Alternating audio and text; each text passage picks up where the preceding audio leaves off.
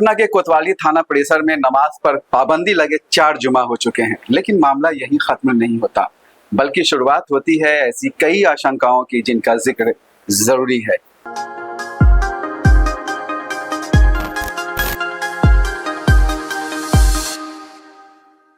आप देख रहे हैं हमारी ये खास पेशकश और मैं हूं सैयद जावेद हसन।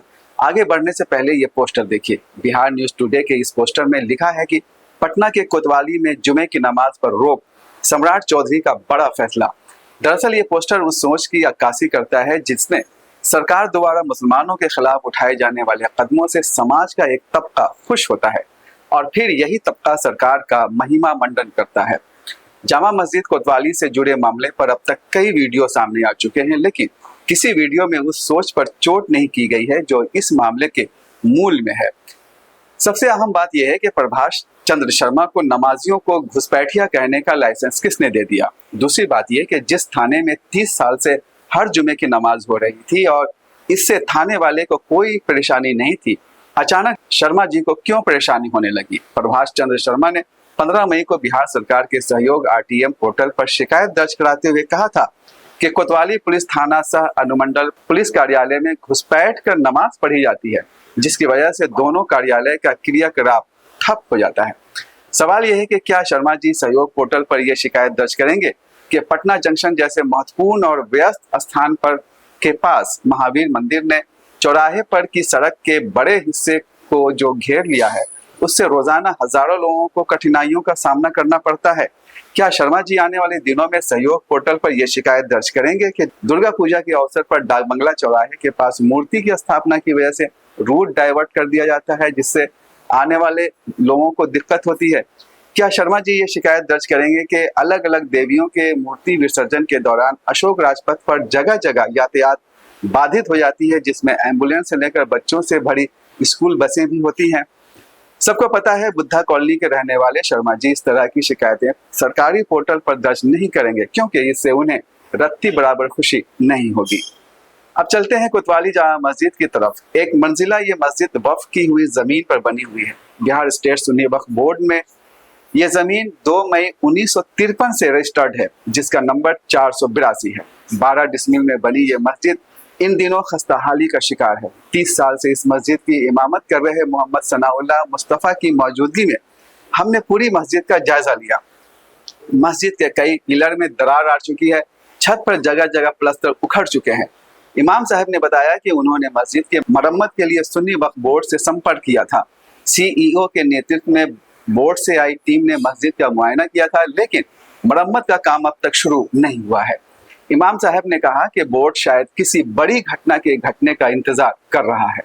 सुन्नी वक्फ बोर्ड के CEO मोहम्मद अतहर अंसारी ने बिहार लोक संवाद से बातचीत करते हुए पिछले महीने मस्जिद का दौरा करने की पुष्टि की। उन्होंने कहा कि सुन्नी वक्फ बोर्ड का पुनर्गठन नहीं हुआ है, इसलिए मरम्मत का काम शुरू नहीं हो सका।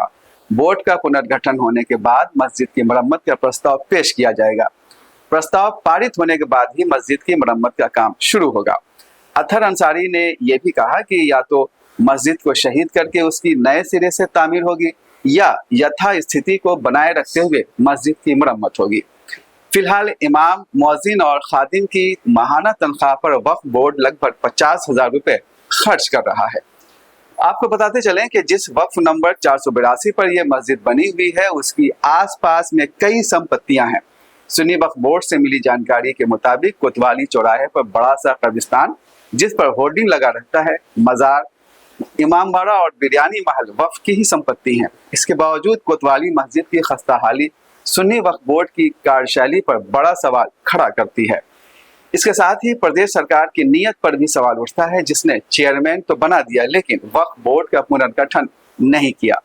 शिया सुन्नी दोनों वक्फ बोर्ड पिछले 1.5 साल से बिना बोर्ड के चल रहे हैं। एक सवाल कोतवाली थाना की कार्यशैली पर भी उठता है। कोतवाली थाना अध्यक्ष वीरेंद्र कुमार सिंह ने 4 जून को अनुमंडल पुलिस पदाधिकारी विधि व्यवस्था 1 को लिखे जिस पत्र में प्रभाष चंद्र शर्मा की थाना परिसर में नमाज से मुताल्लिक शिकायत का जिक्र किया था, उसमें मस्जिद को थाना परिसर स्थित बताया था। इस वाकयांश से ऐसा लगता है जैसे मस्जिद कोतवाली थाने की जमीन पर बनी हो, जबकि मस्जिद वक्फ की जमीन पर बनी है। ताज़ा सूरत-हाल यह है कि इमाम मोहम्मद सनाउल्लाह मुस्तफ़ा और स्थानीय 2 व्यक्तियों अरमान अजीज और शहजाद इकबाल के साथ कोतवाली थाना अध्यक्ष की हुई बैठक और बैठक में लिए गए निर्णय के मुताबिक जुमे की नमाज अब थाना परिसर में नहीं होती है।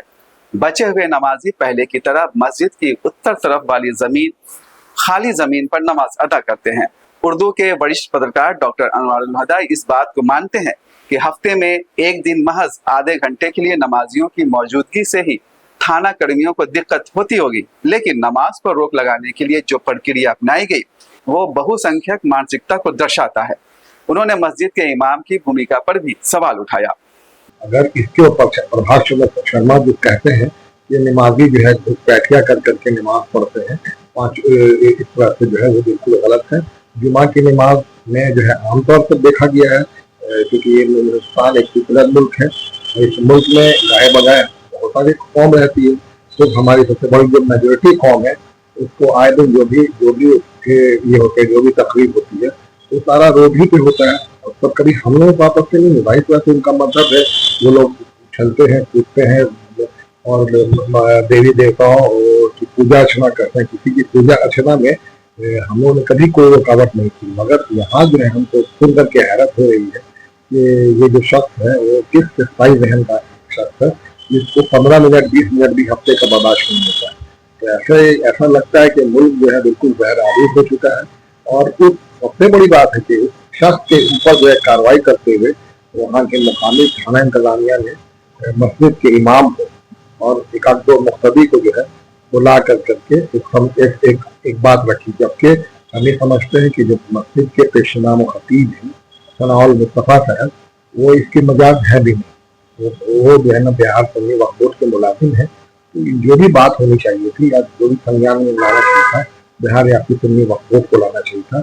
और इधर से भी जो पुलिस इंतजामिया है उनके हायर ऑफिशियल्स आते और दोनों में बातें होती, एक बात होते हैं। यहाँ तो दोनों जो है ना चाहे वो इमाम साहब हो चाहे वो वहाँ के थानेदार हो, ये ऊपर लेवल पे बात होनी चाहिए। ऊपर लेवल पे जो है ना इस तरह से जो है एक रास्ता निकल सकता था।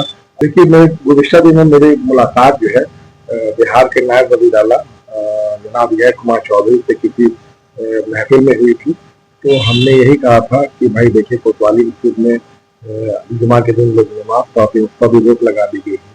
अब ये कैसी हुकूमत है कि जिसको जो है नमाज पढ़ने पर दी गई, हफ्ते में एक दिन में नमाज पढ़ने पर रोक है, तो इससे जो है ना हुकूमत की बेहनियत साफ नजर आती है। इस पर भी हम समझते हैं विजय कुमार चौधरी ने इस पर बहुत ज्यादा संज्ञान नहीं दिया। बिहार लोक संवाद के कंसल्टिंग एडिटर समी अहमद कहते हैं कि अल्पसंख्यकों के ताल्लुक से जो कुछ भाजपा शासित अन्य राज्यों में हो रहा है उस जैसी शुरुआत बिहार में भी होने लगी है। पटना के कोतवाली परिसर में जुमा की नमाज नहीं पढ़ने की इजाज़त मिलेगी या ये फैसला किया गया है कि वहाँ उस परिसर में नमाज पढ़ने नहीं दिया जाएगा, ये खबर आप तक आ चुकी होगी। इसको 3 तरीके से इसके बारे में विचार विमर्श करना चाहिए, गौर फिक्र करना चाहिए कि क्या मामला है। पहली बात यह है कि पुलिस का कहना है कि किसी साहब ने शिकायत दर्ज कराई कि यहाँ पे नमाज होने से तकलीफ़ होती है। पुलिस वालों को ये बताना चाहिए था कि यहाँ तकलीफ़ क्या होती है, नहीं होती है। 30 साल या उससे भी ज़्यादा लोग बताते हैं कि वहाँ नमाज हो रही थी, किसी ने शिकायत की और ये भी कहा कि घुसपैठ करके नमाज हो रही है। बताइए घुसपैठ करने का क्या मतलब है? जब तक कोई समझौता नहीं हुआ होगा, पुलिस की जानकारी में मामला है, कोई ऐसे तो है नहीं कि छिप छिपा के कुछ हो रहा है। तो ये जो तरीका है शिकायत करने का, इस पर खुद पुलिस को आपत्ति दर्ज कराने चाहिए थे कि ये घुसपैठ नहीं था, ये बाज़ाब्ता सबकी जानकारी में हो रहा था। अब पुलिस का कहना है कि समझौता हुआ है पुलिस कमेटी से। अब ये बात समझ में नहीं आई, इसमें पुलिस मस्जिद कमेटी का क्या रोल है? मस्जिद कमेटी से क्या समझौता हो सकता है? मस्जिद बगल में है, जो लोग नमाज वहाँ पढ़ना चाहते हैं वो पढ़ेंगे, जिनको जगह नहीं मिल रही थी वो वहाँ पे पढ़ रहे थे, तो मस्जिद के लोग मना तो नहीं करेंगे किसी को वहाँ के नमाज पढ़े। तो वो इसमें क्या समझौता, उनकी समझौता की कोई बात समझ में नहीं आई कि आखिर वो क्या समझौता करें। अगर आप उनके पास जाएंगे, कहेंगे कि यहाँ नहीं नमाज होगी, आपके यहाँ होगी, तो वो मना तो नहीं करेंगे। वो बहरहाल इमाम ही है, वहाँ पर कोई अधिकारी तो नहीं है ना, वक्फ बोर्ड के भी अधिकारी नहीं है। वक्फ बोर्ड से ये बात याद आई कि ये कई लोगों का कहना है, कई सामाजिक कार्यकर्ताओं का कहना है कि वो जो कोतवाली थाना की ज़मीन है दरअसल वो वक्फ पे है। अब है कि नहीं, इस पर सरकार को स्पष्ट करना चाहिए, वक्फ बोर्ड को स्पष्ट करनी चाहिए बात, क्योंकि जो कोतवाली की मस्जिद है वो वक्फ की ज़मीन है, सड़क के पार जो ज़मीन है वो वक्फ पे है। तो ये सोचने की बात है कि आखिर ये बीच वाला हिस्सा है कोतवाली थाने का, वो किसकी मिल्कियत की है। पुलिस को भी दिखाना चाहिए बात, गृह विभाग को बताना चाहिए कोतवाली थाना कब बना, किसकी ज़मीन पर बना, किससे ज़मीन ली गई तब बना। और अगर वो वक्फ की ज़मीन है तो फिर वक्फ वालों को भी उसमें कुछ न कुछ अपना अधिकार होना चाहिए। उनको या तो लीज़ पर सरकार ले, उनको पैसे दे, ताकि अगर मस्जिद को उसका विकास करना हो, मस्जिद को डेवलप करना हो, तो उसके पैसे से मस्जिद का डेवलपमेंट हो। ये एक ज़रूरी पहलू थे इस सिलसिले की बात की। और देखिए, इसमें ये भी सोचने की बात है कि आपने एक बार एक मस्जिद में, ये मस्जिद के बगल वाले हिस्से में नमाज बंद करा दी तो ये एक सिलसिला शुरू हो सकता है। ये नीतीश कुमार के वक्त में नहीं हुआ था। ये देखिए, लोगों को शक रहता है कि बीजेपी की सरकार आई है तो इस तरह की चीज़ें होंगी। हालांकि सम्राट चौधरी जो मुख्यमंत्री हमारे हैं, वो कहते हैं कि यो योगी मॉडल नहीं है यहाँ उत्तर प्रदेश में। तो जब योगी मॉडल नहीं है तो फिर योगी की तरह ये सब चीज़ें क्यों होने शुरू हो गई हैं? इस पर ध्यान देने की ज़रूरत है। और एक नियम बनाना चाहिए कि किसी भी धर्म का धर्मस्थल हो, मस्जिद हो, मंदिर हो, सबको देखना चाहिए कि हाँ किसको तकलीफ हो रही है और किस हिसाब से इस पर फैसला किया जाना चाहिए। अगर आप मस्जिद में हफ्ते में एक दिन, साल में अगर आप देखेंगे तो 52 दिन के आधा घंटा, 26 घंटा कुल साल का होता है।